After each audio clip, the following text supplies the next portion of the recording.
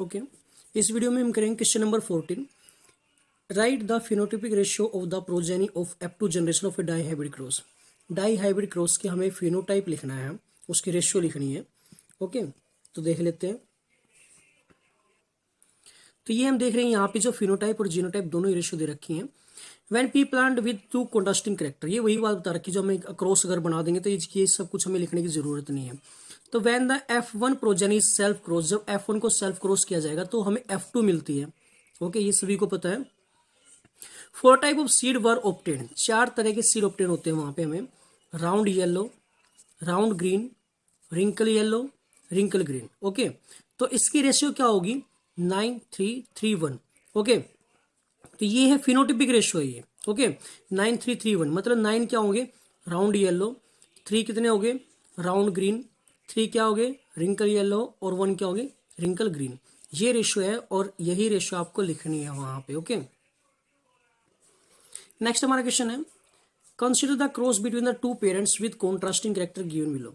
ये वही die hybrid cross है, तो इस क्वेश्चन को हम नहीं करेंगे। ये क्रॉस सिंपल क्रॉस ही करना है इसके अंदर हमें, और कुछ नहीं करना है।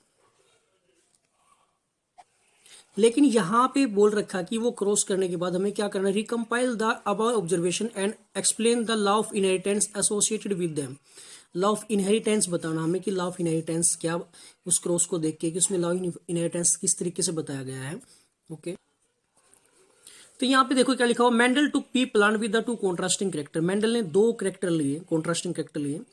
One with a green round seed, एक तो जो सीड थे वो कैसे थे? ग्रीन और राउंड थे। And other with the yellow wrinkle, दूसरे क्या थे? कलर येलो था उनका, और शेप कैसे थे? रिंकल शेप थे वो, मतलब राउंड नहीं थे वो। When the F1 progeny was obtained, जब F1 हमें मिली तो they had found round and yellow seed. तो F1 के अंदर ओनली एक ही चीज दिखाई दे रही थी, राउंड और येलो।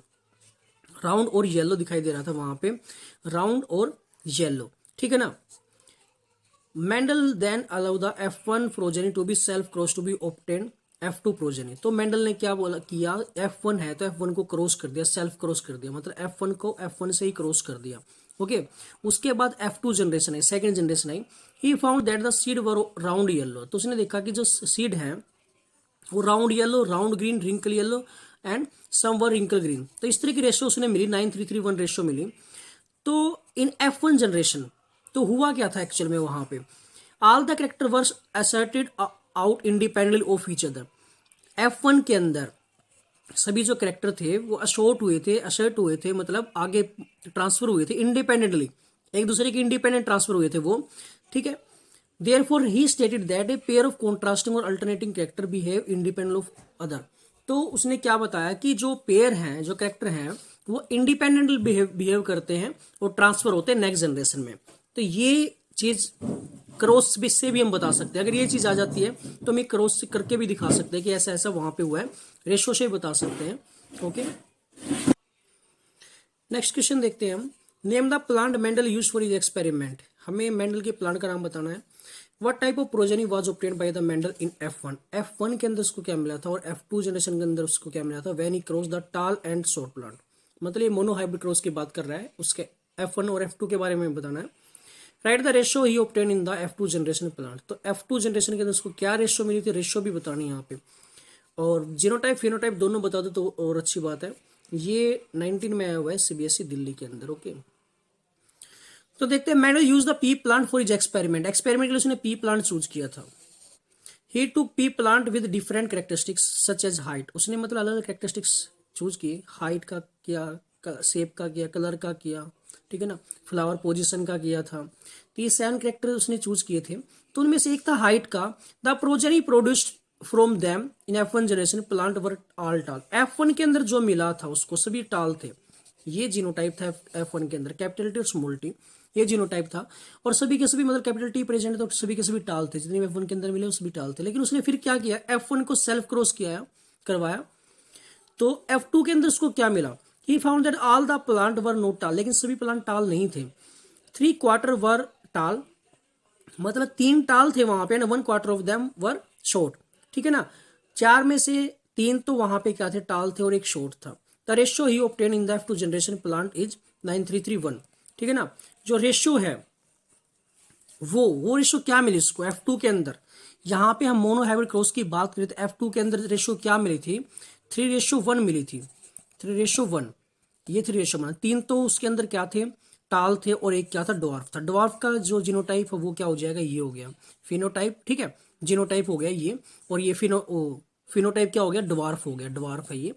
और ये जो 3 थे, इन 3 के अंदर क्या मिला था, इन 3 के अंदर था एक तो बिल्कुल होमोजाइगस टाल था, ओके, और बाकी के 2 थे जो हेट्रोजाइगस टाल थे वो।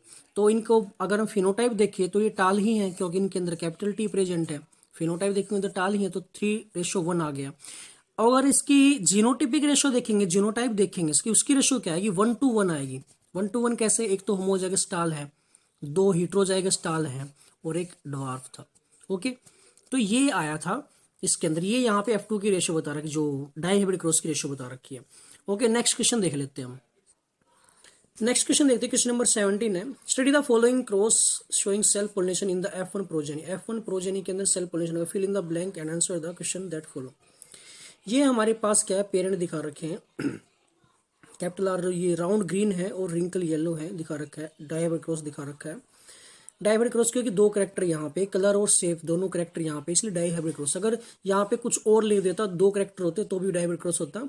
अगर ये यहाँ पे राउंड राउंड और रिंकल रिंकल लिख देता और यहाँ पे एक ही करेक्टर शो करता तो वो मोनोहाइब्रिड क्रॉस होता। तो ये चीज याद रखनी, कंफ्यूज नहीं होना है, ओके।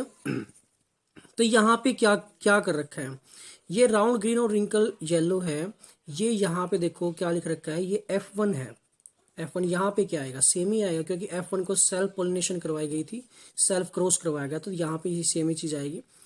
फिर इसने क्या पूछ रखा, in the above question what is the combination of the character in the F2 progeny, कि above in the above question, ऊपर वाले क्वेश्चन में what is the combination of the character, combination क्या है करेक्टर का F2 प्रोजेनी के अंदर, क्या मिलेगा वहां पे, what are the ratio, ratio बतानी, कॉम्बिनेशन बताना, क्या मिलेगा, मतलब रेशो ही बतानी एक तरीके से।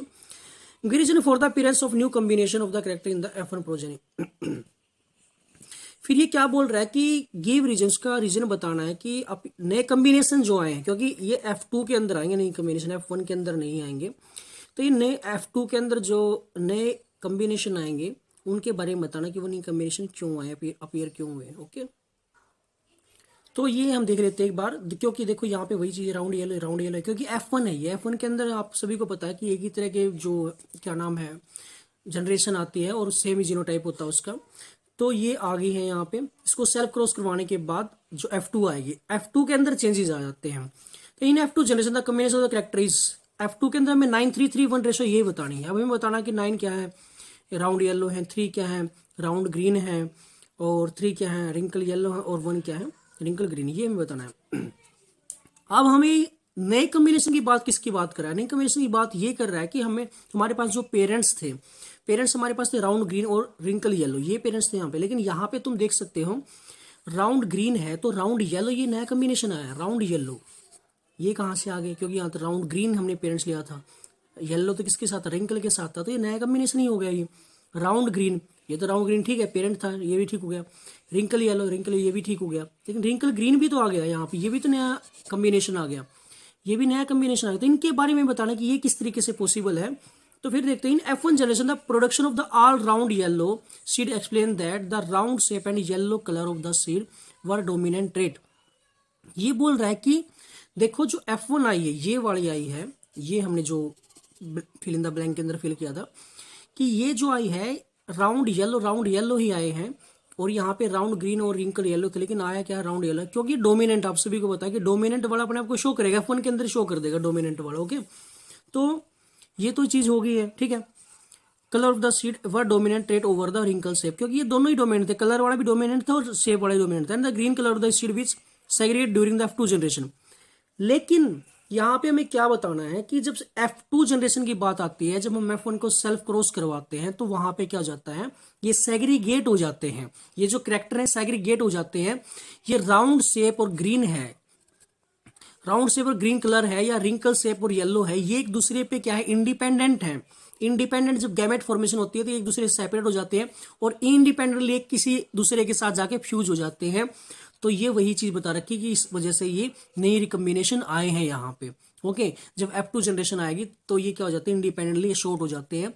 ये लॉ ऑफ इंडिपेंडेंट शॉर्टमेंट की बात कर रहा है यहाँ पे, ठीक है ना। तो यही हमें यहाँ पे बताना है। ये कुछ गड़बड़ भी दे रखी है 7 पेपर में, कुछ अच्छी तरीके से एक्सप्लेन नहीं कर रखा है। ओके अब हम बात करते हैं how is the sex of a child determine in a human being. Human being के अंदर सेक्स का, जो चाइल्ड का सेक्स है वो किस तरीके से डिटरमाइन किया जाता है, देख लेते हैं।